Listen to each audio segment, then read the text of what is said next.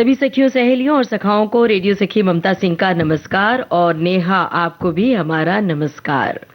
ममता जी, आपको मेरा नमस्कार, सभी सुनने वालों को मेरा नमस्कार। और हमारे साथ जो एक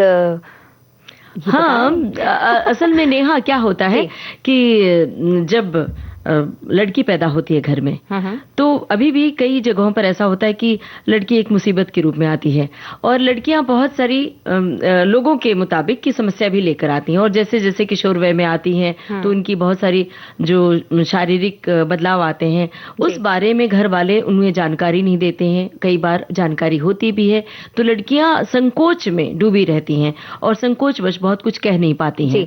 तो शारीरिक बदलाव जो होते हैं उसको लेकर बहुत सारी अवधारणाएं हैं जिससे लेकर कहा जाता है कि छुपा कर रखा जाए इन सारी चीजों को। तो अगर किसी तरह से वो बता भी देती हैं अपने घर में किसी महिला सदस्य को भी, तो भी वो चाहते हैं कि ये सारी बातें घर के अंदर ही रहें, भले ही वो बात गंभीर हो और उसके लिए चिकित्सक के पास हमें जाना जरूरी हो, फिर भी वो ऐसा कहते हैं कि नहीं, छुपा के रखो, हो जाएगा ठीक, या अपने कुछ घरेलू अजीबोगरीब चीजें करते हैं जिसकी वजह से समस्याएं बढ़ भी जाती हैं। तो बस यही सब बातें हैं जिन ओर हमें सजगता बरतनी है। मतलब हम सबको, अपने श्रोताओं को ये कहना है कि इस ओर सजग हो जाए। तो इस बात के लिए हमने विशेष तौर पर अपने मेहमान डॉक्टर को बुलाया है, डॉक्टर प्रियंका शुक्ला, जो स्त्री रोग विशेषज्ञ ऑब्स्ट्रिशियन है, गायनोकोलॉजिस्ट, और साथ में इनकी बहुत सारी विशेषज्ञता है, कुल मिलाकर सर्जन भी है। तो डॉक्टर प्रियंका शुक्ला का विविध भारती के इस सजीव प्रसारण स्टूडियो में हम स्वागत कर रहे हैं। डॉक्टर प्रियंका शुक्ला, आपका स्वागत है। नमस्कार। नमस्कार ममता जी, एंड बहुत बहुत धन्यवाद, आपने मुझे ये मौका दिया कि मैं आप सबके साथ, अपने देशवासियों को और हमारी प्यारी सखियों को और साथ में कुछ सखाओं को भी होपफुली हम लोग अपनी बातचीत के दौर में उनको जागरूक कर सके और उनको अच्छी बातें बता सके। तो बताइए डॉक्टर प्रियंका, आपको सबसे पहले हम बहुत सारी जानकारियां हासिल करने से पहले यहाँ सजीव प्रसारण में आकर आपको कैसा फील हो रहा है? मुझे बहुत अच्छा लग रहा है। ये जो ऑल इंडिया रेडियो के माध्यम से हम ऑल इंडिया के लोगों तक पहुंच सकते हैं, इस बात की खुशी जो मैं ही जान सकती हूँ, एंड साथ में मेरे परिवार वाले भी शायद इस चीज़ को समझ सकेंगे, क्योंकि बचपन से ही मेरा एक सपना था कि हाँ, जो भी करना है ऑल इंडिया के लेवल पे करना है। तो भगवान की दया से पढ़ाई भी हम ऑल इंडिया के लेवल पे कर पाए हैं और आज आपके कारण हमें ये मौका भी मिल पाया कि हम ऑल इंडिया के लेवल पे लोगों से बातचीत भी कर पाएंगे। और ये जो जानकारी आप देंगे ना, तो हमें ये उम्मीद है कि न जाने कितने लोग इससे प्रभावित होंगे। बहुत सारे लोगों के मन में मिथ होता है। हमें सबसे पहले ये बताइए कि पीरियड्स कई बार इन दिनों बहुत कम उम्र में शुरू हो जाता है, तो इसकी क्या वजह हो सकती है और किस तरह की तैयारी करनी चाहिए लड़कियों को कि जल्दी ना हो, मतलब सामान्य रूप से? बहुत ही आपने आवश्यक सवाल पूछा है ममता जी। ये चीज़ हम हर दिन देखते हैं। हमारे पास 7 साल की लड़की, कोई 8 साल की लड़की पीरियड्स का दर्द लेके या पूरे फुल पीरियड्स लेके भी हमारे साथ आते हैं। इनफैक्ट उनके ब्रेस्ट डेवलपमेंट और बालों का भी आना, जो उनके प्राइवेट पार्ट्स हैं, वो सब भी बहुत जल्दी चालू हो जा रहा है। सब उनके माँ बाप भी, सब लोग इस बात से टेंशन में हैं, पर जो इसको रोकने के लिए जो एक सिंपल सी चीज़ है वो कोई नहीं समझ पा रहा है। वो है जो कोविड के बाद से हम सब लोगों ने बहुत ज़्यादा सीख लिया है, बैठना। हमें खड़े रहना है, हमें चलना है, हमें एक्सरसाइज करना है, और वो सबसे इजी तरीका है पीरियड्स को जल्दी आने से रोकने का। अगर आपका बच्चा दिन में आधा घंटा 1 घंटा खेल रहा है, अपने दोस्तों के साथ खेल रहा है, बाहर जा रहा है, स्वच्छ हवा ले रहा है, गार्डन में ले रहा है, तो वो सबसे इजी तरीका है पीरियड्स को आने से रोकने का, जल्दी आने से रोकने का। और सेकेंड चीज है प्रोसेस्ड फूड। अगर हम देखें तो एपिडेमिक या एंडेमिक कोविड नहीं था, जो कोविड के बाद हम सब लोगों को प्रोसेस्ड फूड की आदत लग गई है। Ready to eat, 2 minutes noodles, बाहर से खाना मंगवा लेना, जो 10 मिनट्स डिलीवरी एप्स हैं, इन सब ने जिंदगी हमारी बहुत आसान की है, पर लॉन्ग टर्म में ये बहुत ज्यादा नुकसान भी कर रहा है, स्पेसिफिकली उन बच्चों को। अगर हम अपने जमाने में सोचते तो हमें चिप्स कितने महीने में 1 बार या 2 बार खाने को मिलते थे। चॉकलेट भी कभी कोई रिश्तेदार आ गया तो आके मिल जाता। अभी क्या, बच्चा हंस दिया, चलो चॉकलेट दे दो, बच्चा रो दिया तो चलो चिप्स खिला दो, बच्चा बाहर जा रहा है तो आइसक्रीम दिला दो। ये दिन की 3-4 बातें हो गई हैं, पर लोग ये नहीं समझ पा रहे कि जो हमारा प्यार दिखाने का तरीका है, उससे उस बच्चे को और स्पेसिफिकली बच्चियों को तो बहुत नुकसान हो रहा है। 8 साल की बच्ची बहुत छोटी होती है, हाइट में भी, दिमाग में भी, शारीरिक तौर, मानसिक तौर से, और वो पीरियड से रिलेटेड जो हाइजीन मेजर्स हैं, साफ सफाई है, या उससे जो दर्द होता है या उसके साथ क्या हो रहा है वो उसको समझा पाना भी बहुत ज्यादा मुश्किल होता है। जी। पुराने जमाने में 10-11 साल से पहले नहीं आते थे पीरियड्स, और तब एक समझदार उम्र होती थी, हमें सफाई रखने का भी समझता था। पर अभी क्योंकि बैठते हैं, ट्यूशन जा रहे हैं 6 घंटा, फिर उसके बाद आके टीवी देख रहे हैं, मोबाइल देख रहे हैं, तो इन सब चीजों से हमें अपने बच्चों को दूर करना है। कर्नाटका ने अभी आपने देखा होगा एक बहुत अच्छा डिसीजन लिया है 16 साल तक के बच्चों को सोशल मीडिया से बैन करने का। बिल्कुल। एंड ये चीज ऑल इंडिया होनी चाहिए। जब तक बच्चे सोशल मीडिया, अपने मोबाइल फोन से दूर नहीं उठेंगे तो पीरियड्स अब जल्दी आना सिर्फ एक चीज की शुरुआत है। उसके साथ साथ डायबिटीज, थायराइड, हेयर फॉल, इतनी सारी ऐसी बीमारियां हैं जो इस उम्र में हम देख रहे हैं, ऐसी उम्र में देख रहे हैं जिसमें हमने ना कभी पढ़ा है ना कभी सुना है, पर अब हमें उस उम्र में उनको ट्रीट करना पड़ रहा है। तो ये हमारे पूरे देश के सब लोगों को ये बात ध्यान रखनी चाहिए कि अगर आपका बच्चा आधे घंटे से ऊपर बैठ के टीवी देख रहा है, उसको उठाओ, गार्डन में भेजो, खेलने भेजो, और खुद भी जाओ, क्योंकि आपके स्वास्थ्य के लिए भी वो चीज अच्छी है। हार्मोन्स का असंतुलन होता है और इसकी वजह से ये सारी दिक्कतें हो रही हैं। तो प्रियंका जी, केवल मतलब बैठने का ही ज्यादा असर है या सोशल कंटेंट भी जिस तरह के बदल रहे, बच्चों के लिए भी जैसे कार्टून भी जो उनके आ रहे हैं वो भी इस तरह के कंटेंट्स के साथ हैं जो बच्चों के लिए, हमारे उम्र में बच्चों के लिए वो तो बिल्कुल उपयुक्त नहीं माने जाते थे। नेहा जी, आपने बहुत सही बात बोली। इसको कहते हैं सेक्सुअलाइजेशन ऑफ चाइल्डहुड, राइट। आज के ही न्यूज़पेपर में मैंने एक बहुत अच्छा आर्टिकल पढ़ा कि अगर आप अभी किसी शॉपिंग मॉल में जाए, आप लड़कों के कपड़े देखिए, नॉर्मल टी शर्ट है, शॉर्ट्स हैं, अच्छे लूज शॉर्ट्स हैं जिसको बच्चे पहन के खेल सकते हैं। लड़कियों के कपड़े 80% कपड़े आपको ऐसे दिखेंगे, इधर से कमर के पास तक टी शर्ट है, एकदम छोटी सी शॉर्ट है या एकदम छोटी सी स्कर्ट है, कपड़े ही वैसे आ रहे हैं। जो चीजों का सेक्सुअलाइजेशन नहीं होना चाहिए, उस उम्र के बच्चों को ऐसे कपड़े चाहिए जिसको पहन के वो कंफर्टेबल रहे, खेल सके। पर नहीं, उनको हम ब्यूटी क्वीन, ब्यूटी स्टैंडर्ड से नाप रहे हैं। छोटे छोटे बच्चे नेल पेंट लगाना चाहते हैं, लिपस्टिक लगाना चाहते हैं, और इनफैक्ट मार्केट में हजारों कंपनियां उनके लिए ऐसे प्रोडक्ट्स भी बना के बेच रही हैं। वो कह रही हैं कि ये नेचुरल है, सेफ है, बट जो कहता है उसमें सच्चाई कितनी है वो किसी को नहीं पता।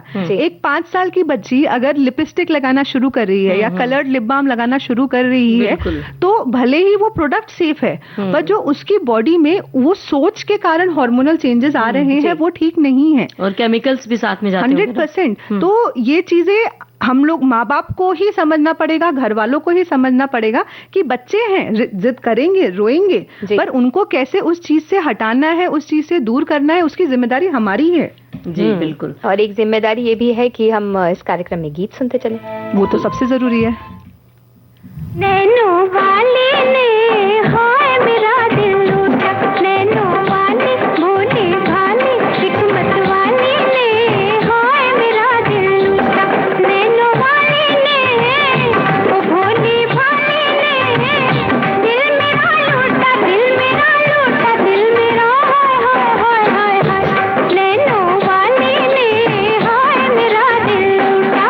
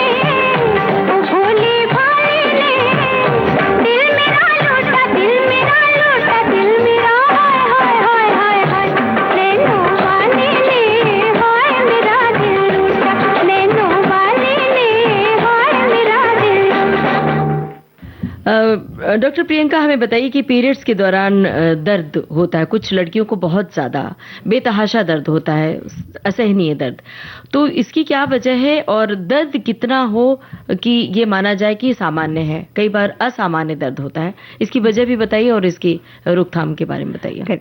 देखिए, जब पीरियड की शुरुआत होती है, शुरुआती दिनों में पहले 1-2 साल में हमारी जो बॉडी होती है वो एडजस्ट नहीं हुई होती है उन हार्मोनल चेंजेस के लिए, इसके कारण दर्द हो रहा होता है बच्चों को। एंड कुछ बच्चों को सहने लायक दर्द होता है, कुछ लोगों का असहनीय दर्द होता है। तो हम कंपेयर कैसे करें, क्योंकि दर्द को हम नाप नहीं सकते, कोई मीटर नहीं है। तो मेरा सिंपल ये मानना रहता है कि जब तक बच्चा स्कूल जा पा रहा है, अपना काम कर पा रहा है, हॉट वाटर बैग से, गर्म पानी की थैली से या मम्मी के गर्म दूध से थोड़ा देर रेस्ट करने से उसको दर्द में आराम मिल जा रहा है, तब तक वो एक नॉर्मल दर्द है। पर जब भी कभी ऐसा दर्द हो रहा है, पेशेंट मतलब जो हमारा मरीज है, बच्चा है, वो स्कूल नहीं जा पा रहा है, अपने दैनिक कार्यक्रम नहीं कर पा रहा है, तो आपको अपने चिकित्सक से मिलने का बहुत जरूरत है। क्योंकि उन्हीं बच्चों में कई बार गांठें भी बनती हैं, उन्हीं बच्चों में कई बार खून की गांठें बन सकती हैं, या पीरियड सही से निकल नहीं पा रहा है, ये सब तकलीफें भी हो सकती हैं। तो इसके लिए हम लोगों को, अगर आपका बच्चा अपने दैनिक कार्यक्रम बिना दवाई के नहीं कर पा रहा है, तो हर बार केमिस्ट भैया से दवाई लाके देने के बजाय एक बार डॉक्टर को मिलके आना बहुत जरूरी है। और इलाज कुछ डरावना नहीं होता, सिंपल ट्रिक्स होती हैं, छोटी छोटी बातें होती हैं, खान पीन में थोड़े बदलाव होते हैं, जिनसे हम इस दर्द को बहुत आराम से ठीक कर सकते हैं। जी बिल्कुल, ये तो बात आपने दर्द की बताई, लेकिन ये कुछ लोग कहते हैं कि अगर पीरियड्स में दर्द हो रहा है तो आगे चलकर फाइब्रॉइड्स की समस्या हो जाती है, फाइब्रॉइड्स बन जाता है। ये बहुत बड़ा मिथ है ममता जी, ऐसे कुछ भी नहीं होता। फाइब्रॉइड एक जेनेटिक चीज है, जो अगर आपकी माता को या आपकी बहन को हुआ है तो आपके होने के चांसेस हैं। कई बार ऐसा होता है किसी पेशेंट को 10 फाइब्रॉइड है और उसको कोई तकलीफ भी नहीं है, और किसी को 1 सेंटीमीटर का फाइब्रॉइड है, फिर भी उसको बहुत ज्यादा दर्द है। तो दर्द फाइब्रॉइड से हो सकता है, पर दर्द के जो 100 कारण है उनमें से एक फाइब्रॉइड है। तो दर्द से फाइब्रॉइड का बहुत ज्यादा रिलेशनशिप नहीं है। हैवी ब्लीडिंग का फाइब्रॉइड से ज्यादा रिलेशनशिप है। अगर किसी की ब्लीडिंग, नॉर्मल ब्लीडिंग में आपको बताना चाहूंगी क्या होती है कि अगर किसी को 2 दिन से लेके 7 दिन तक पीरियड आ रहा है, वो नॉर्मल है। अगर कोई इंसान दिन में 2 से लेके 3 पैड तक सोक कर रहा है, वो नॉर्मल है। पर इससे भी ज्यादा कुछ भी जा रहा है, अगर आपका पीरियड 20 दिन के अंदर आ जा रहा है, या पीरियड आपका 45-50 डेज से ऊपर जा रहा है तब भी नहीं आया, तो ये सब रेड फ्लैग साइन होते हैं जब आपको अपने गायनेकोलॉजिस्ट के पास जाना चाहिए। ये फाइब्रॉइड्स की बात आपने बताई, तो यहाँ पर मेरे जहन में ये सवाल कौन रहा है कि फाइब्रॉइड्स के बारे में लोग कहते हैं कि अगर फाइब्रॉइड्स से तो लोग डर जाते हैं महिलाएं, कि अरे फाइब्रॉइड्स से अब लगता है सर्जरी होगी, ऑपरेशन होगा। तो इसके बारे में जरा बताइए कि क्या ऑपरेशन करके फाइब्रॉइड्स निकालना जरूरी होता है, या रहता है तो भी काम चलता है? तो ये बहुत ही बड़ी मिथ जो अभी हमारे इंडिया में चल रही है कि अगर सोनोग्राफी पे आपको फाइब्रॉइड दिख गया तो मतलब सर्जरी होनी है। तो ऐसा एकदम भी नहीं होता है। फाइब्रॉइड एक बहुत ही शांत चीज है। उसकी पोजीशन जो है, जहां पे वो बना हुआ है आपकी बच्चेदानी में, उस पे डिपेंड करता है ज्यादातर कि अगर आपको सर्जरी का जरूरत पड़ेगा या नहीं। तो जब तक कोई चीज आपको कोई तकलीफ नहीं दे रही है, उसके कारण आपको कोई दर्द नहीं हो रहा, या आपकी हैवी फ्लूडिंग नहीं हो रही, या आपको बच्चा करने में कोई तकलीफ नहीं हो रही, तो अक्सर हम लोग उस फाइब्रॉइड को छूते भी नहीं है। सर्जरी तो दूर की बात है, हम उसके लिए दवाई भी देना प्रेफर नहीं करते हैं, क्योंकि वो एक शांत चीज है। घायल शेर शांति से सोया है, उसको सोने दो, जबरदस्ती इसको छेड़ना नहीं चाहिए। छेड़ने से कई बार हम ज्यादा नुकसान कर देते हैं। पर हाँ, जब किसी इंसान को तकलीफ हो रही है, उसके कारण पेन बढ़ता जा रहा है, पीरियड्स में तकलीफ आ रही है, ज्यादा खून जा रहा है, या बच्चा नहीं ठहर पा रहा है, तो हम दवाइयों या सर्जरी के बारे में सोचते हैं। उसमें भी साइज पे डिपेंड करता है। अक्सर जो 2-3 सेंटीमीटर के फाइब्रॉइड्स हैं, उनको हम दवाइयों से ठीक करने का कोशिश कर सकते हैं, और 6 सेंटीमीटर से ऊपर के फाइब्रॉइड्स के लिए ही हम सर्जरी एडवाइस करते हैं। बिल्कुल। और हम अक्सर ये सुनते हैं कि अगर कई लोगों के पीरियड्स आते होते हैं 4-4 महीने में आते हैं, 3 महीने में आते हैं, और पीसीओडी की समस्या के बारे में भी अक्सर हम सुनते हैं, लेकिन सरल भाषा में कैसे हम इसको समझ सकते हैं? तो जैसा कहा जाता था कि अंग्रेज चले गए, अंग्रेजी छोड़ गए, तो वैसे ही हम गायनेकोलॉजिस्ट कहते हैं कि कोविड चला गया और पीसीओडी छोड़ गया हमारे जी। लिए। क्योंकि कोविड में क्या हुआ, लोग 2-2 साल तक घर के अंदर बैठे रहे, फीमेल्स भी घर के अंदर बैठी रहे, सबने वेट गेन किया है, बच्चों से लेके बूढ़ों तक सबका वजन बढ़ा है। और ये बॉडी का एक नॉर्मल मैकेनिज्म है कि जब वजन बढ़ेगा तो फैट बढ़ेगा, मतलब चर्बी बढ़ती है। और जो चर्बी होती है उसके अंदर से हार्मोन्स बनते हैं, जिन हार्मोन्स की हमको जरूरत नहीं है, और उसके कारण बॉडी में एक हार्मोनल इम्बैलेंस आता है और वही पीसीओडी बनाता है। तो पीसीओडी अगर आपकी सोनोग्राफी में आ रहा है तो आपको डरने की जरूरत नहीं है, वो एक नॉर्मल चीज है। आपके अंडे बन रहे हैं पर वो फूट नहीं पा रहे हैं, इसके कारण पीरियड डिले हो रहा है। जैसे ही चर्बी थोड़ी कम होगी, जैसे ही आप थोड़े एक्टिव होंगे, एक्सरसाइज चालू करेंगे, खान पान पे ध्यान देंगे, हार्मोन का लेवल वापस से नॉर्मल जाएगा, अंडे अपने आप ही फूटना शुरू हो जाएंगे। तो अगेन ये एक ऐसी बीमारी है जिसके लिए दवाई से ज्यादा लाइफस्टाइल चेंजेस ज्यादा इंपॉर्टेंट है। और डरना तो एकदम भी नहीं चाहिए। लोग कहते हैं पीसीओडी हो गया बच्चा नहीं हो पाएगा, ऐसा एकदम भी नहीं है। हर एक पीसीओडी को वाली महिला को हम संतान प्राप्ति का सुख बहुत आराम से दे सकते हैं, इसमें कोई भी मुसीबत नहीं होती है। एक और सवाल ये आता है मन में कि जैसे कि आपने कहा कि मोटापा हो रहा है, उसकी वजह से पीसीओडी आ रही है, अनियमित हमारा पीरियड्स हो रहा है, लेकिन क्या मोटापा भी हो जाता है अगर अनियमित पीरियड्स होते हैं? तो ये भी ये एक साइकिल है, ये हम सीधी लाइन में नहीं चल रहे हैं। वेट बढ़ेगा थोड़ा, 1 किलो वजन बढ़ा, उससे पीरियड इरेगुलर हुए और उससे वजन और बढ़ेगा। तो ये एक साइकिल है, विशियस साइकिल है जो चलती रहती है, जिसको हम तोड़ इसी तरह से कर सकते हैं कि हम वजन कम करने का कोशिश करें। जी, तो बहुत सारी समस्याओं से निजात मिलेगी। बहुत सारी। और ये जो आपने बात कही कि कंसीव करने वाली बात, बहुत जरूरी मुद्दा है ये। तो एक गाना सुन लें यहाँ पर और फिर उसके बाद ये बातें करें।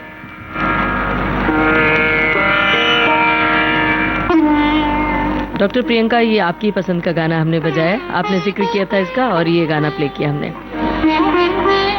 फिल्म दिल एक मंदिर फिल्म का गाना है, लता मंगेशकर की आवाज है।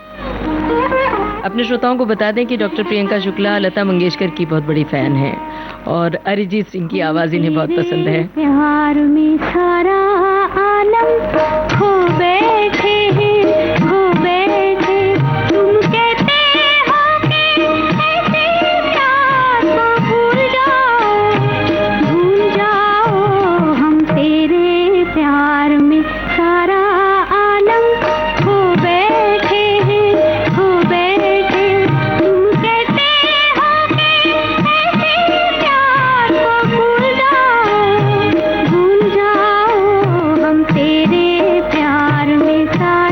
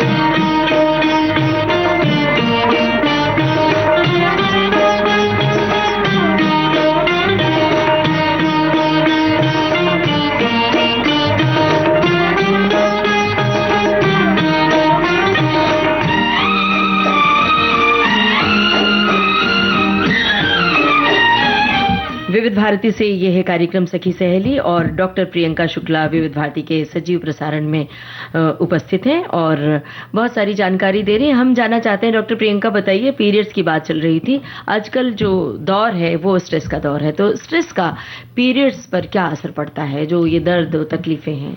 तो स्ट्रेस एक ऐसी चीज है जिसका हमारे शरीर के हर एक अंग पे असर पड़ता है Mamta ji. Periods, heart, BP, brain, eyes, हर एक चीज उससे इफेक्ट होती है। पेट डेफिनेटली बहुत ज्यादा, लूज मोशंस होना, कॉन्स्टिपेशंस होना, एंड पीरियड पे तो बहुत ज्यादा असर होता है। सब इंसान की बॉडी जो है वो अलग तरह से रिएक्ट करती है। कुछ लोग जब बहुत स्ट्रेस में आते हैं तो उनके पीरियड्स गायब हो जाते हैं, उनको पीरियड्स आते ही नहीं है और उसके कारण और स्ट्रेस आ जाता है कि पीरियड नहीं आ रहा, तो और वो स्ट्रेस पाइल अप होता जाता है। और कई सारे लोगों के साथ क्या होता है कि पीरियड आ जाते हैं और रुक नहीं पाते हैं, एंड इवन पीरियड्स का जो दर्द होता है वो स्ट्रेस के कारण बहुत ज्यादा बढ़ सकता है, क्योंकि जब हम स्ट्रेस में होते हैं तो आपको जैसे छोटी छोटी बातें ज्यादा असर करती हैं, उसी तरह से पीरियड का जो दर्द हो सकता है वो छोटा ही हो, पर उस समय क्योंकि आपका ब्रेन ऑलरेडी इतने स्ट्रेस में है तो आपको वो दर्द बहुत ज्यादा फील होता है, एहसास ज्यादा होता है। जी जी। तो और हमारे कुछ साथियों ने भी एक सेकंड हम रोक रहे हैं नेहा आपको। ये जो सवाल मैंने पूछा स्ट्रेस वाला, ये हमारे श्रोताओं की ओर से था। विविध भारती के फेसबुक पेज पर हमारे श्रोता जुड़े हुए हैं, उनकी ओर से ये सवाल था। और हमारे श्रोता ने एक और सवाल पूछा है कि डॉक्टर प्रियंका जी को नमस्कार कहते हुए उन्होंने कहा कि मैं आपसे एक सवाल पूछना चाहता हूँ। जब मेरी वाइफ की माहवारी आती है तब उनके पेट में बहुत दर्द रहता है, 3 दिन तक पेट में दर्द रहता है, ऐसा क्यों होता है?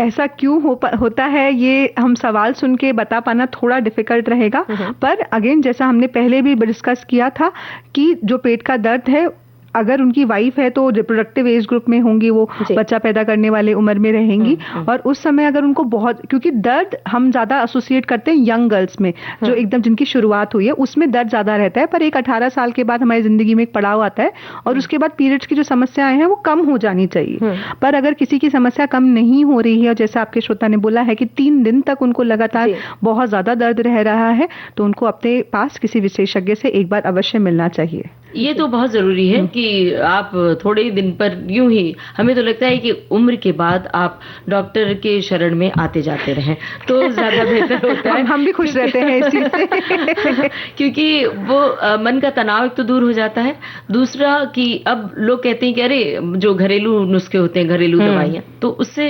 बेहतर है कि जब तकनीक विकसित नहीं थी तब के लिए ठीक था, लेकिन जब आप डॉक्टर सामने हैं तो उनसे पूछ ले तो आप टेंशन फ्री हो जाते हैं। हमारे एक श्रोता की टिप्पणी लिखा है कि डॉक्टर साहिबा का कहना बिल्कुल सही है, बच्चों के लिए शारीरिक श्रम खेलकूद के माध्यम से बहुत जरूरी है। पैदल चलना तो बहुत ही कम हो गया है, लिफ्ट से अपने बिल्डिंग से नीचे उतरना, पार्क में थोड़ी देर खेलना और फिर वही टीवी और मोबाइल, ये बात लिखी है। तो आपकी बातों से सहमत हो रहे हैं, पता सबको है, लेकिन अब डॉक्टर अगर ये बात कह रहे हैं तो सब अपना लें और थोड़ा चलना फिरना शुरू करें, सीढ़ियां उतरना शुरू करें। हमें हमारी फ्यूचर जनरेशन को अच्छा, स्वस्थ और हेल्दी बनाने के लिए ये चीज बहुत ज्यादा जरूरी है, और उससे ज्यादा जरूरी है कि बच्चे करेंगे वही जो उनके माँ बाप करेंगे, तो उनको चलाना है तो हमें भी कल चलना पड़ेगा, उनको सीढ़ी से उतारना है तो कभी हमें भी सीढ़ी से उतरना शुरू करना पड़ेगा ना। बिल्कुल। डॉक्टर साहिबा, आप कह रही हैं तो कितना असर हो रहा है हमारे श्रोताओं पर, टिप्पणियां आ रही है लगातार। यही बात नेहा और ममता अकेले कहती तो शायद इतना असर नहीं करता। हम तो कहते कि ये भी शायद नहीं चलने वाली हैं। तो आप दोनों ने ही तो ये मौका दिया है हमें कि हम आपके श्रोताओं को ये सब बता सकें। बिल्कुल, तो आपकी बात असर कर रही है। तो अब हम एक बहुत जरूरी मुद्दे पर आ रहे हैं, वो है आजकल बीमारियों के तो नाम अनगिनत हो गए हैं, और एक बहुत बड़ी बीमारी है कैंसर, जिससे लोग बहुत डरते हैं। लेकिन हम कैंसर के बारे में नहीं बात करना चाहते, हम बात करना चाहते हैं वैक्सीन के बारे में, क्योंकि बहुत सारी ऐसी वैक्सीन आ गई हैं जिसके जरिए प्रिवेंशन किया जा सकता है। तो बताइए आप। ममता जी, बहुत बहुत इम्पोर्टेंट सवाल है ये, और ये बहुत सही मीडियम है जिसपे हम अपने देशवासियों को बता सकते हैं एक सबसे प्रचलित वैक्सीन के बारे में, जिसे कहते हैं सर्वाइकल कैंसर वैक्सीन।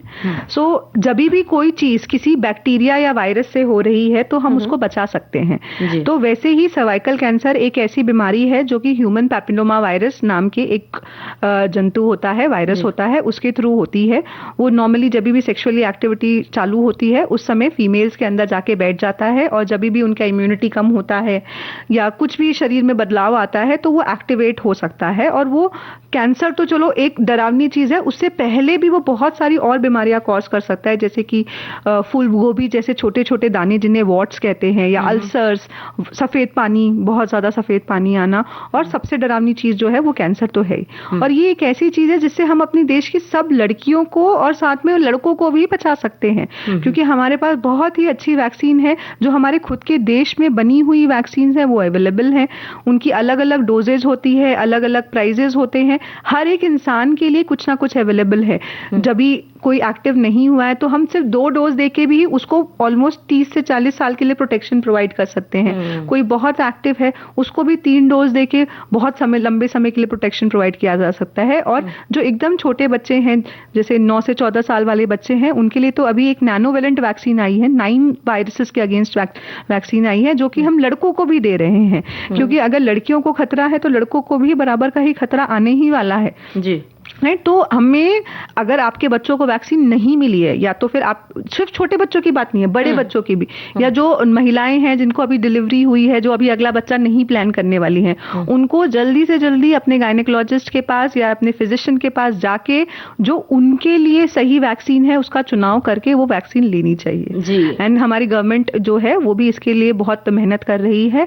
एंड अगर जैसे सरकार चाहेगी वैसे थोड़े थोड़े समय में ये हमारे नेशनल इम्यूनाइजेशन प्रोग्राम में भी सम्मिलित हो जाएगी वैक्सीन। बिल्कुल, लेकिन अगर प्राइवेट डॉक्टर के पास जाते हैं तो इसका तकरीबन खर्च कितना आता है? कम से कम 3 से 3,500 तक में एक डोज हो जाती है, और 2 से 3 डोजेज लगती हैं, जो कि 0, 1 एंड 6 मंथ्स पे लगती हैं। तो जो प्रोटेक्शन वो प्रोवाइड कर रहा है उसके सामने जो पैसा है वो बहुत कम है। और कहीं मतलब अपने आसपास डॉक्टर के पास जाकर मरीज ये वैक्सीन ले सकते हैं। और यहाँ पर हम एक ब्रेक ले सकते हैं छोटा सा।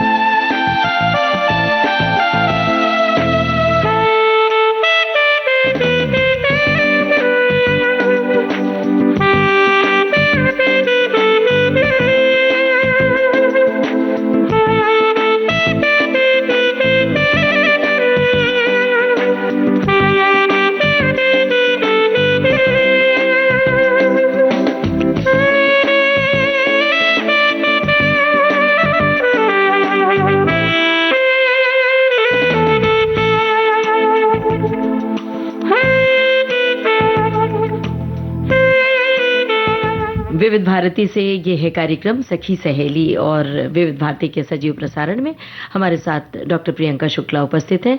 नेहा, बड़े ध्यान से कुछ सोच रही हो, कुछ पूछना चाह रही हो, कुछ बोलना चाह रही हो? ये पीरियड्स की बातें हो गई हैं, और आगे जब अगर बढ़ते हैं, देखिए पीरियड्स की बातें हो गई, और अब जब आगे बढ़ते हैं तो फिर हम गर्भ धारण करते हैं आमतौर पर शादी के बाद सभी, और गर्भ निरोधन से संबंधित भी कुछ बातें होती हैं जिनका ध्यान रखना चाहिए, तो उस पर कुछ आप बताना चाहेंगे? हाँ, तो ये बहुत ही आपने आवश्यक सवाल पूछा है नेहा जी, क्योंकि बच्चा करना तो कैसे है ये सब बता देते हैं, मगर बच्चा नहीं कैसे करना ये तो हमें आके कोई बताता ही नहीं है। तो उसके लिए हम अपने श्रोताओं को थोड़ी जानकारी देना चाहेंगे कि आजकल हमारे पास बहुत अच्छे संसाधन मौजूद हैं गर्भ निरोधन के लिए। सबसे सेफ मेथड जो होता है, सबसे ईजी मेथड जो होता है वो तो कॉन्डम्स होता ही है, क्योंकि उसमें ना कुछ अंदर जा रहा है ना कुछ बाहर आ रहा है, बस एक्सटर्नल बैरियर मेथड कहते हैं उसको। पर हम लोग एज अ डॉक्टर हम हमेशा लोगों को कहते हैं कि आप दो चीज़ें इस्तेमाल करें। अगर आप कॉन्डोम इस्तेमाल कर रहे हैं तो उसके फटने की या उसमें छेद होने के चांसेस बहुत रहते हैं, तो उसके साथ एक दवाई आती है जिसे कहा जाता है टुडे, वो अगर औरत अपनी वजाइना में रखे एक्टिविटी से पहले तो आप एक डुअल प्रोटेक्शन ऑफर करते हैं। तो अगर बाई चांस आपके पार्टनर का कॉन्डोम फट भी गया तो भी आपको कोई तकलीफ नहीं होगी, चांसेस की एक अनवांटेड प्रेगनेंसी हो सकती है वो बहुत कम रहेगा। और अगर हमें बच्चों के बीच में स्पेसिंग करनी है, एक बच्चा हो गया, अगला बच्चा 3-4 साल बाद करना चाहते हैं, उसके लिए भी हमारे पास बहुत सारी टैबलेट्स हैं, हार्मोनल टैबलेट्स हैं, नॉन हार्मोनल टैबलेट्स भी हैं, इंजेक्शंस भी अवेलेबल हैं, इंट्रायूट्राइन डिवाइसेस होते हैं जिनको कॉपर टी कहा जाता है, वो भी मौजूद है।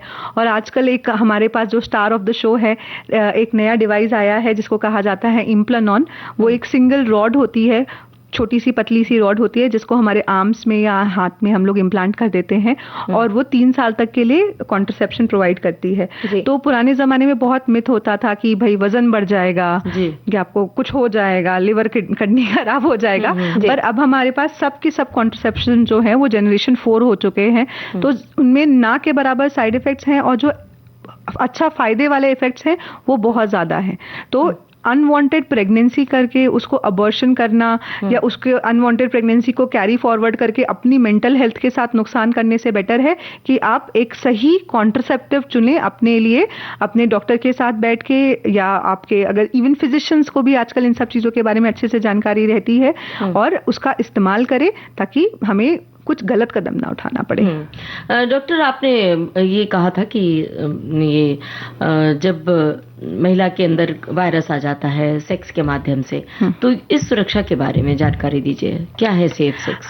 सो सेफ सेक्स इज ऐसी चीज जो आजकल हमें स्कूल में बतानी चाहिए, क्योंकि हम आजकल देखते हैं कि हमारे पास 13-14 साल के बच्चे भी आते हैं जो कि हमें विश्वास नहीं होता पर वो लोग भी सेक्सुअली एक्टिव होते हैं।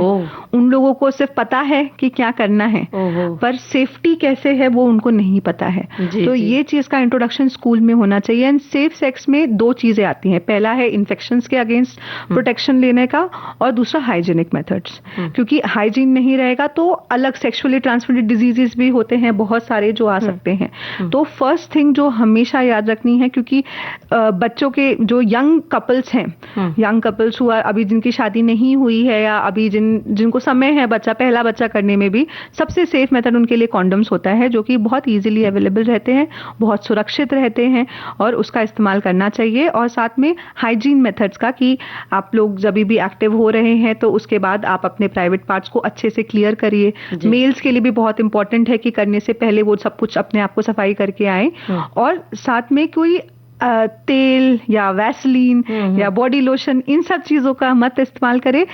बहुत सही मेडिसिनल चीजें अवेलेबल हैं मार्केट में, मेडिकल स्टोर्स पे, ब्लिंकिट पे, आप प्लीज उनका इस्तेमाल करिए, क्योंकि आप अपने आप को बहुत सारी मुसीबतों से बचा पाएंगे। बिल्कुल सही बात है। और कई बार जब ऐसे में एक महिला को, पति पत्नी में से पत्नी को अगर इन्फेक्शन होता है, कोई समस्या होती है, तो पुरुष वर्ग यही कहता है कि ये तुम्हारी वजह से, ये कोई एक्सेप्ट नहीं करता है कि कई पुरुषों की वजह से वो इन्फेक्शन, ज्यादातर उनकी वजह से ही होता है, लेकिन कोई एक्सेप्ट नहीं करता है। एक्सेप्ट तो नहीं करते जी।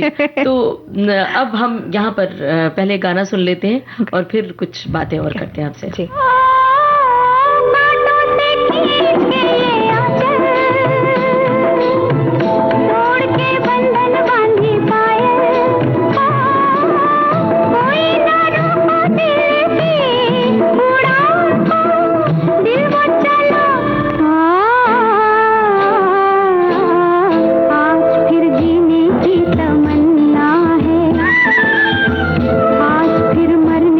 इरादा है, आज फिर जीने की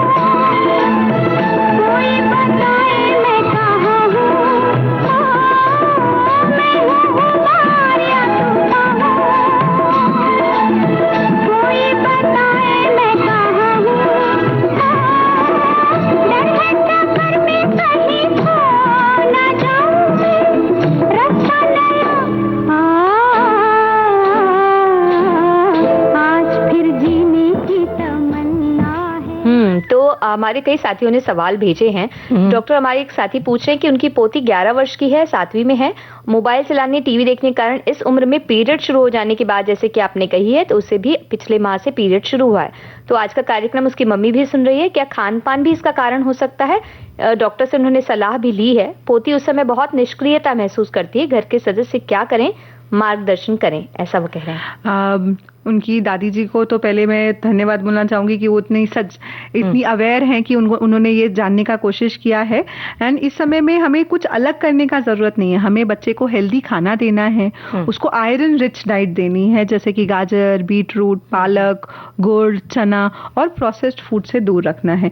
जितना अच्छा खाना हम उसको देंगे, और अभी उसकी बॉडी को एडजस्ट करने का समय दीजिए। उसको जब जरूरत है तो थोड़ा रेस्ट भी करने दीजिए, एंड वो जल्दी ही 1-2 महीने के अंदर ही वो वापस से नॉर्मल एक जीवन शैली में अपने वापस आ जाएगी। और जैसा कि आपने बताया 11 वर्ष की है, तो ये एक नॉर्मल 11 वर्ष आज के जमाने के लिए एक नॉर्मल उम्र हो चुकी है। हम अब 10 से नीचे पे ही हम अपनी भौएं चौड़ी करते हैं, बाकी समय पे हम कहते हैं कि ठीक है, ये ठीक है। और ये सवाल उनके दादाजी ने पूछा है। ओके, तो बहुत ही अच्छी बात है, वो भी बहुत ज्यादा अवेयर है, मतलब बिल्कुल। और एक टिप्पणी और आई है हमारे श्रोताओं की, एक या बहुत सारी टिप्पणी आ रही है जिसमें निचोड़ एक ही तरह का है, तो हम कुछ अलग बात जिसमें है वो ले रहे हैं।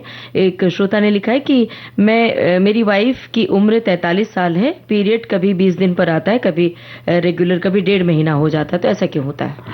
क्योंकि उनकी उम्र अभी हम ऊपर की तरफ जा रहे हैं, तो अक्सर 40 साल की उम्र के ऊपर पीरियड इरेगुलर हो जाना एक बहुत आम बात है। क्योंकि मेनोपॉज आने से पहले भी एक बहुत लंबा समय होता है जिसे कहा जाता है पेरिमेनोपॉज।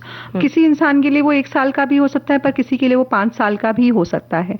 जो मेनोपॉज से रिलेटेड सारे सिम्टम्स हैं, जैसे कि अचानक से बहुत गर्मी लगना या चेहरा लाल हो जाना, जब सबको ठंड लग रही है आपको गर्मी लग रही है, बहुत ज्यादा गुस्सा आना, आपको आपके प्राइवेट पार्ट में बहुत ड्राइनेस होने लग जाना, आपकी स्किन ड्राई हो जाना, लाइंस, रिंकल्स आने लगना, ये सब चीजें मेनोपॉज की निशानी होती हैं। ब्रेस्ट में अचानक से कभी इधर कभी उधर पेन आने लगा, बैक पेन होने लगना, बॉडी में वीकनेस आने लगना, ये सब मेनोपॉज के सिम्टम्स होते हैं, जो कि आपको इवन दो पीरियड्स आ रहे हैं पर आपको सब सिम्टम्स भी आ रहे हैं, तो वो डिनोट करता है कि आप पेरीमेनोपॉज के अंदर आ चुके हैं।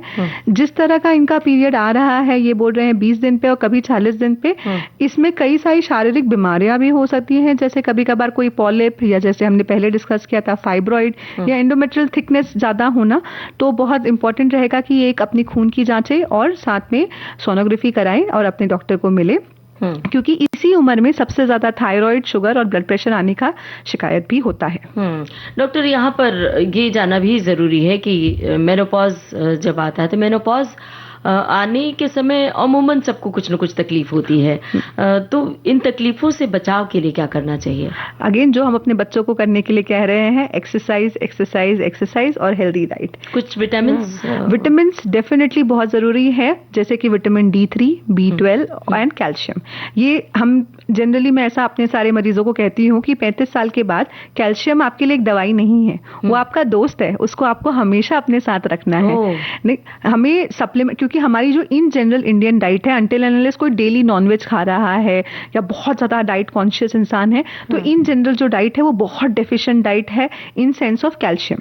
तो हमें डाइटरी सप्लीमेंटेशन कैल्शियम का अक्सर लेना ही पड़ता है, अपनी जो अमूमन हमारी बॉडी की रिक्वायरमेंट है उसको पूरा करने के लिए। तो 35 साल के बाद आप बहुत सारे ब्रांड्स अवेलेबल हैं, over the counter drugs available हैं। कैल्शियम को अपना दोस्त समझ के रखिए और एक्सरसाइज करते रहिए, अपने वजन पे एक लगाम लगा के रखिए, तो आपको कोई तकलीफ आएगी ही नहीं। जी। और विटामिन डी का क्या रोल है यहाँ पर? विटामिन डी तो देखिए, धूप में जाएंगे तो हमें विटामिन डी खुद से मिल जाएगा, पर आज के जमाने में हमारा धूप का एक्सपोजर जो है वो ना के बराबर हो गया है, मिलती ही नहीं है, क्योंकि जब धूप का समय होता है तब हम अपने कमरों में बंद होते हैं या अपने लैपटॉप के सामने होते हैं। तो इसके लिए हम लोगों को साल में एक बार विटामिन डी का सप्लीमेंटेशन लेना चाहिए। सिंपल सी चीज है, हफ्ता में एक बार लेनी होती है। 8 से 12 हफ्ते के लिए पेशेंट के हिसाब से हम लोग जनरली देते हैं। पर उससे भी सबसे इंपॉर्टेंट यही है कि अगर आप 10 मिनट भी अपने दिन के निकाल के धूप ले सके, तो उससे आपकी बॉडी खुद से ही विटामिन डी काफी सारा प्रोड्यूस कर पाएगी। आप उस लेवल तक पहुंचेंगे ही नहीं कि आपको इंजेक्शंस लेना पड़े, आपको सिंपल सप्लीमेंट से ही काम चल जाएगा। और लेकिन ये जो भी सप्लीमेंट्स हैं इसके बारे में भी हमें एक किसी से राय लेने के बाद लेनी चाहिए या अपनी मर्जी से हम लेते जाएं? देखिए, अभी आज के ज़माने में हमारे इंडिया में इतना अच्छा है कि डॉक्टर्स से मिलना बहुत आसान है जी। आपको जब कोई तकलीफ है तो आप किसी अच्छे डॉक्टर के पास भी जाके मिल सकते हैं विदाउट किसी झिझक। थोड़ा वेट करना पड़ सकता है। तो जब भी कोई तकलीफ है, आपको लग रहा है कि हाँ कोई तकलीफ की शुरुआत हो रही है, आपको डॉक्टर के पास तभी चले जाना चाहिए ताकि आप सप्लीमेंट से ही ठीक हो जाएं। आपको बीमारी तक पहुंचना ही ना पड़े। बिल्कुल। तो डॉक्टर के पास बीमार होके पहुंचना नहीं चाहिए, डॉक्टर के पास ठीक में पहुंच जाना चाहिए, तो वो आपकी ज्यादा मदद कर पाएगा।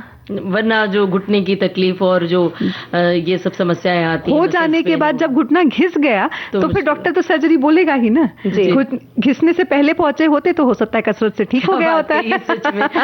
कई बार तो डर के मारे ही हम जाते नहीं है, हमें लगता है कि नहीं अगर जाएंगे तो कुछ ना कुछ तो बीमारी वो निकाल ही देंगे। आप हमारे बारे में सोचिए, हमारे तो गले में फंदा अटका रहता है। रिपोर्ट नॉर्मल आ जाए तो भी हम बुरे, रिपोर्ट खराब आ जाए तो भी हम बुरे। जांच के लिए सजेस्ट किया आपने, हमारे इतने सारे पैसे वेस्ट हो गए। कई बार लोग बड़े दुखी हो जाते हैं जब सारी रिपोर्टें नॉर्मल आ जाती हैं। तो प्लीज आप लोग दुखी मत होया करिए, रिपोर्ट नॉर्मल आना आपके लिए अच्छी बात है। बिल्कुल। और जो एक मन में होता है कि हाँ ये बीमारी तो नहीं है, अरे ऐसे तो नहीं हो गया, वो उससे आप मुक्त हो जाते हैं जांच करवा के। अगर साल में एक बार आप अपने डॉक्टर को फ्रेंड मान के उनके पास चले जाया करेंगे और अपनी, जैसे हम अभी डिस्कशन कर रहे हैं, एक ऐसा हेल्थी डिस्कशन भी कर लिया करेंगे, तो जो छोटी छोटी चीजें जो आपको शायद लग रहा था कि नॉर्मल है, पर वो आपका डॉक्टर आपको बता सकता है कि नहीं ये नॉर्मल नहीं है आपकी एज के लिए, और आप इसके लिए थोड़ा केयरफुल हो जाएं। जी। एक जरूरी बात और है डॉक्टर प्रियंका, वो ये कि बहुत सारे कुछ कमेंट्स भी आ रहे हैं इसमें, इस संदर्भ में, कि एक समय के बाद लोगों को बच्चा चाहिए होता है, शादी के तुरंत बाद एक दबाव होता है कि बच्चा चाहिए, कुछ कपल्स को बहुत देर से होता है बच्चा। इसके बारे में क्या राय देंगी कि कहाँ कब किस समय डॉक्टर के पास जाना चाहिए तकनीक से जुड़ने के लिए? तो देखिए, बच्चा ना हो पाना अभी हम देखेंगे तो इंडिया में सबसे ज्यादा जो आप न्यूज़पेपर में भी पढ़ते हैं कि जो बर्थ रेट है वो कम होता जा रहा है, का बर्थ रेट कम होता जा रहा है। कई सारे लोग नहीं भी बच्चा हो रहा है, कई सारे लोग नहीं करना चाह रहे और कई सारे लोग जो करना चाह रहे हैं उनको हो नहीं पा रहा है। तो इसके लिए हम कहते हैं कि विथआउट टेंशन, सबसे बड़ी चीज जैसे हमने पहले भी डिस्कस किया था, स्ट्रेस है। जितना आप स्ट्रेस लोगे कि बच्चा नहीं हो रहा, उतना ज्यादा बच्चा ना होने के चांसेस और बढ़ते जाएंगे। तो इसके लिए सही 1 साल तक जब आपने सोचा कि हाँ अब हम बच्चा करने के लिए रेडी हैं, पहले आप अपने डॉक्टर के पास जाइए, एक बेसिक हेल्थ चेकअप कराइए, क्योंकि एकदम फिट लोगों के अंदर भी हमने आजकल थायराइड, शुगर ऐसी बीमारियां आते हुए देखी हैं। तो एक बेसिक चेकअप करा लीजिए ताकि बच्चा होने के प्रेग्नेंट होने के बाद आपको कोई सरप्राइजेस ना मिले कि आपका शुगर बहुत बढ़ा हुआ है, आपका थायराइड बहुत बढ़ा हुआ है। एक चेकअप हो गया, सब नॉर्मल आया, हस्बैंड वाइफ दोनों हेल्दी है, तो आप नॉर्मल फॉलिक एसिड का सप्लीमेंट चालू करिए, और उसको साथ साथ विदाउट स्ट्रेस, हर महीने बच्चा नहीं हो सकता। आपको अपने शरीर को 1 साल का समय देना पड़ता है।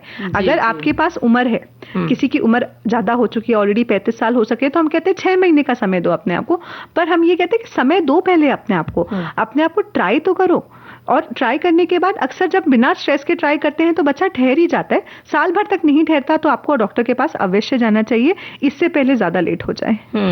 और बहुत सारी तकनीक अब तो आ गई है बहुत बच्चा सारी पैदा करने के लिए। हम अपने बोरीवली में देखेंगे तो कम से कम 20 से 25 असिस्टेड रिप्रोडक्टिव सेंटर्स खुल चुके हैं, और बहुत नामी गिरामी वाले भी। जी। लेकिन उम्र ज्यादा बढ़ जाती है तो क्या कंसीव करना महिलाओं के लिए खतरा होता है? तो हमारी बॉडी में जो फीमेल्स होती हैं, हमारे जो अंडे होते हैं वो अपनी माँ से गिफ्ट मिलते हैं। जब एक फीमेल फीटस अपनी मम्मी की कोख में है, तब उसके पास एक नंबर ऑफ एग्स आ जाते हैं, और वो एग्स फिक्स रहते हैं। जैसे जैसे औरत की पीरियड्स आते जाएंगे वो एग्स यूज होते जाएंगे। तो यंग एज में ज्यादा अच्छे एग्स होते हैं, प्रेगनेंसी के चांसेस ज्यादा रहते हैं। जैसे जैसे उम्र बढ़ती जाती है, अच्छे अंडे खत्म हो जाते हैं, नंबर खत्म हो जाता है, क्वालिटी खराब हो जाती है, इसके कारण कंसीव करना डिफिकल्ट हो जाता है, एंड प्रेगनेंसी में भी काफी सारी कॉम्प्लिकेशंस आने के रिस्क रहते हैं। तो बायोलॉजिकल क्लॉक इज रियल। ऐसा नहीं है कि वो सिर्फ एक मिथ है, वो एक रियल चीज है जिसके बारे में हमें जानकारी बहुत जरूरी है। जी। तो अब बताइए कौन सा गाना सुने, आपकी पसंद का गाना? जो आप अरिजीत सिंह जी का कोई गाना सुना दे हमें। जी, ये तो माहौल बन जाएगा। पैडमैन फिल्म का गाना है।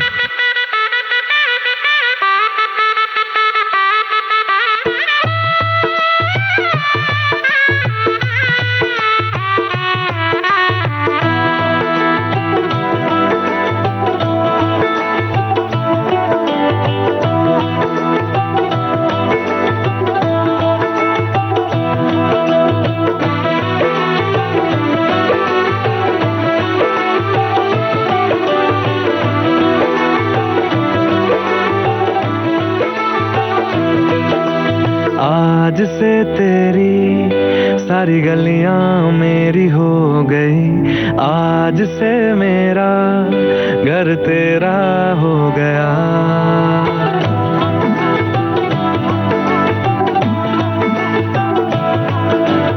आज से तेरी सारी गलियां मेरी हो गई, आज से मेरा घर तेरा हो गया। आज से मेरी सारी खुशियां तेरी हो गई, आज से तेरा गम मेरा हो गया। ओ तेरे कांधे का जो दिल है, ओ तेरे सीने में जो दिल है, ओ तेरी बिजली का जो बिल है, आज से मेरा हो गया। ओ मेरे ख्वाबों का अंबर, ओ मेरी खुशियों का समंदर, ओ मेरे पिन कोड का नंबर, आज से तेरा हो गया।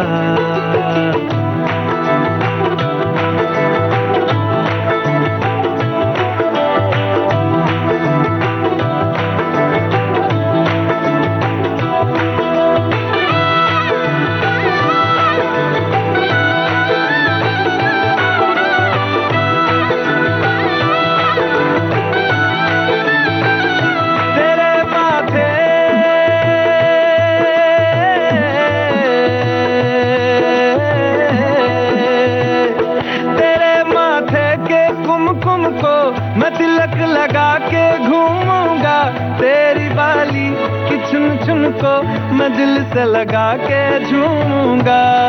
मेरी छोटी सी भूलों को तू नदिया में बहा देना, तेरे जुड़े के फूलों को मैं अपनी शर्ट में पहनूंगा। बस मेरे लिए तू मालपुए कभी कभी बना देना। आज से मेरी सारी रतियां तेरी हो गई, आज से तेरा दिन मेरा हो गया। ओ तेरे कांधे का जो दिल है, ओ तेरे सीने में जो दिल है, ओ तेरी बिजली का जो बिल है, आज से मेरा हो गया। ओ मेरे ख्वाबों का अंबर, ओ मेरी खुशियों का समंदर, ओ मेरे पिन कोड का नंबर, आज से तेरा हो गया। डॉक्टर प्रियंका, बहुत सारे श्रोता आपके बारे में भी जानना चाहते हैं। आप अपने बारे में बताइए कि आपके घर में बेटी है, बेटा है? हाँ, तो या आप कहाँ से आई हैं और किस तरह की पढ़ाई की है? तो मैं उत्तर प्रदेश के एक छोटा सा जिला है, थोड़ा बड़ा जिला है वैसे, जौनपुर करके। हाँ। मेरा जन्म वहाँ पे हुआ था और फिर मेरे माता पिता जो है वो गाजियाबाद उत्तर प्रदेश में रहते हैं। वहाँ तक 12th की पढ़ाई करने के बाद मैं चेन्नई गई और मैंने वहाँ से अपना MBBS कंप्लीट किया। MBBS के बाद मैं दिल्ली गई। दिल्ली में एक सुप्रसिद्ध मेडिकल कॉलेज है जिसका नाम है लेडी हार्डिंग मेडिकल कॉलेज। मैंने वहाँ से अपना MS कंप्लीट किया और उसके बाद मैंने कुछ समय बैंगलोर में बिताया। वहाँ पे सेंट जॉन्स मेडिकल कॉलेज है, मैंने वहाँ पे सीनियर रेजिडेंसी की। एंड उसके बाद जैसे जिंदगी चलती है, मैं मुंबई पहुँच गई आपके सामने। और तब से 2019 से मैं मुंबई में हूँ, बोरीवली में हूँ और यहाँ पे काम कर रही हूँ। एंड मेरे पास 2 प्यारी प्यारी छोटी छोटी बेटियां हैं। सो मेरे मरीज जब मेरे पास आते हैं कई बार वो बोलते हैं कि मैडम एक बेटी है, बेटा करने का कुछ नुस्खा बताइए। तो मैं उनको कहती हूँ आपको पता चले तो हमें भी बता दीजिए, क्योंकि हमने तो 2 कर रखी हैं अपने लिए और हम बहुत खुश हैं इस चीज से। तो मुझे ऐसा लगता है, बचपन से ही मेरे को ऐसा लगता है कि जब मैं किसी को कोई एग्जाम्पल देना चाहती हूँ तो वो चीज मुझे पहले खुद करनी चाहिए। तो अगर मैं अपने पेशेंट को बोलना चाहती हूँ कि लड़की हो या लड़का हो दोनों एक बराबर है, तो ये चीज पहले मुझे अपने घर से शुरुआत करनी चाहिए। क्या बात है। तो हमारी 2 बेटियां हैं और हमारा पूरा परिवार इस बात से बहुत खुश है और वो 2 बेटियां ही रहने वाली हैं। हम किसी लड़के के लिए, ऐसा नहीं है कि लड़का होना खराब बात है, पर जो है वो बच्चा है, बच्चे की गलती नहीं है, ना ही उस औरत की गलती है जिसने वो बच्चा पैदा किया। जो सेक्स क्रोमोसोम होता है वो तो मेल से आता है, वो तो पुरुष से आता है। तो अभी भी जब गांव में कोई किसी औरत को बोलता है अरे इसकी तो 5 लड़कियां हो गई, तो मुझे बहुत दुख होता है ये सुन के, क्योंकि मैं चाहती हूँ हमारे देशवासी इस बात को समझे कि पहली लड़की होना या लड़का होना कोई जुर्म नहीं है। सब चीज को बराबर अगर मौका मिलेगा तो एक लड़की लड़के से भी आगे निकल सकती है। और ऐसा नहीं है कि लड़के बुरे हैं, मैं आपको यही समझाना चाहती हूँ, हमें अपनी लड़कियों को भी ये प्रेशर नहीं देना चाहिए कि तुम लड़की हो, तुम्हें कुछ प्रूफ करना है, तुम्हें एक नॉर्मल जीवन जीना है, तुम्हें एक अच्छा इंसान बनना है, तुम्हें अपने लिए फाइनेंशियली इंडिपेंडेंट होना है, अपने खुद के बल पे खड़े होना है। और यही चीज हमें अपने दोनों बच्चों से एक्सपेक्ट करनी चाहिए। बच्चे हमारी LIC की पॉलिसी नहीं है, लड़का हो जाएगा तो हमारा जीवन बीमा हो जाएगा, ऐसा नहीं होता है। हमें अपना जीवन बीमा खुद करा के रखना चाहिए, हमें अपनी सेविंग इन्वेस्टमेंट खुद करके रखनी चाहिए और अपने बच्चों को एक खुली स्वस्थ हेल्दी जीवन जीने का विदाउट टेंशन, उनको अपने माँ बाप की टेंशन ना रहे ऐसा जीवन देने का और आगे जीवन में आगे बढ़ने का मौका देना चाहिए। मेरे माँ बाप ने मुझे इतना मौका दिया और इतना आगे बढ़ने दिया।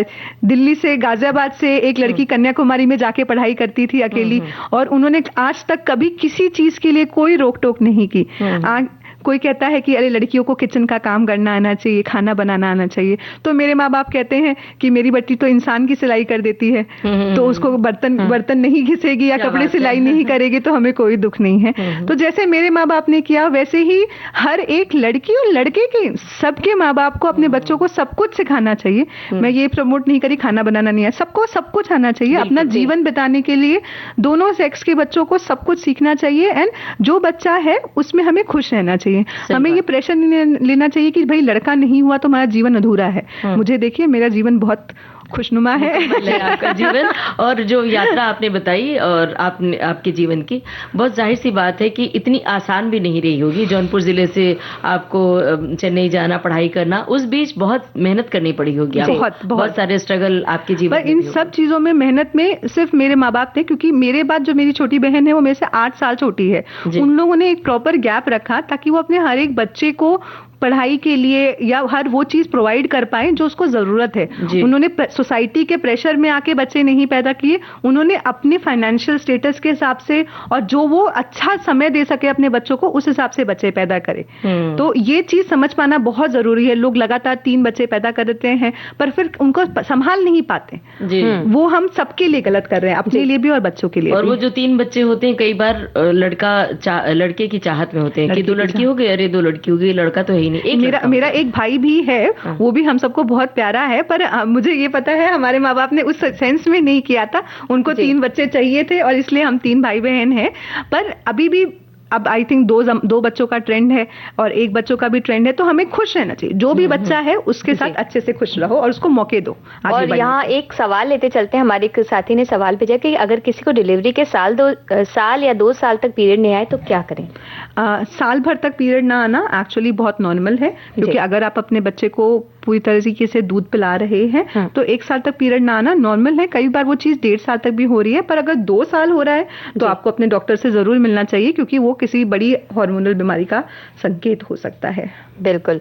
और जैसा कि आप बच्चियों के बारे में जिस तरह से आप कह रही थी कि लड़कियों को भी अगर मौका पूरी तरह से दिया जाए तो वो कुछ भी कर सकते हैं, कोई भी बच्चा कुछ भी कर सकते हैं, क्योंकि सारे बच्चे एक ही तरह से आते हैं और एक ही उनके दिमाग में कुछ नहीं होता, जो भरते हैं हम ही भरते हैं। तो और आपको क्या लगता है कि क्या अपनी बच्चियों के लिए हमें क्या करना चाहिए? एक छोटा सा संदेश अगर हम दे सकें। हमें अपनी बच्चियों के लिए सबसे इम्पोर्टेंट चीज क्या है कि उनका जो उनके दिमाग में जो हम एक सोसाइटी का स्टिग्मा डालते हैं, छोटी छोटी चीजों के लिए स्टिग्मा, जैसे हमने पीरियड्स के बारे में डिस्कस किया, ममता जी ने एक बहुत अच्छी बात बोली, छुपा लेते हैं। तो हमें उनको बताना चाहिए कि नहीं, तुम्हें छुपाना नहीं है, तुम्हें कुछ तकलीफ है तो तुम्हें बताना है।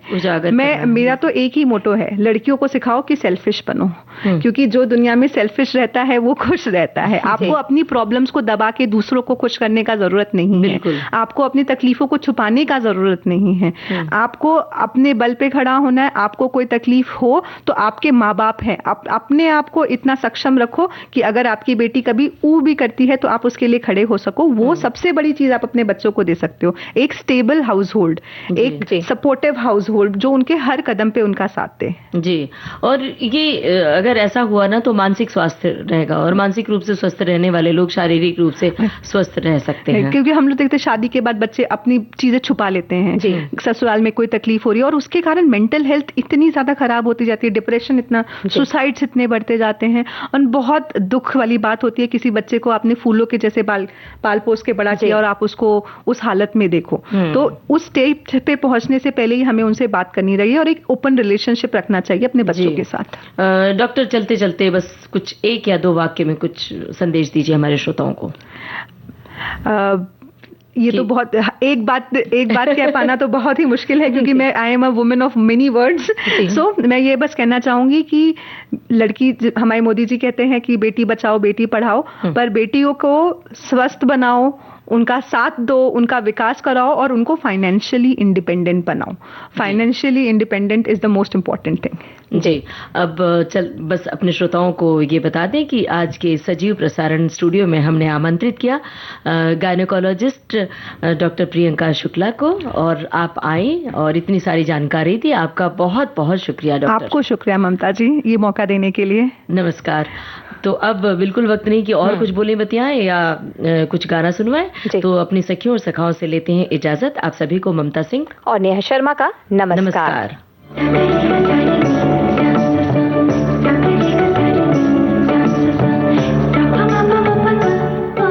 सखी सहेली कार्यक्रम के प्रोड्यूसर अनुश्री पाठक।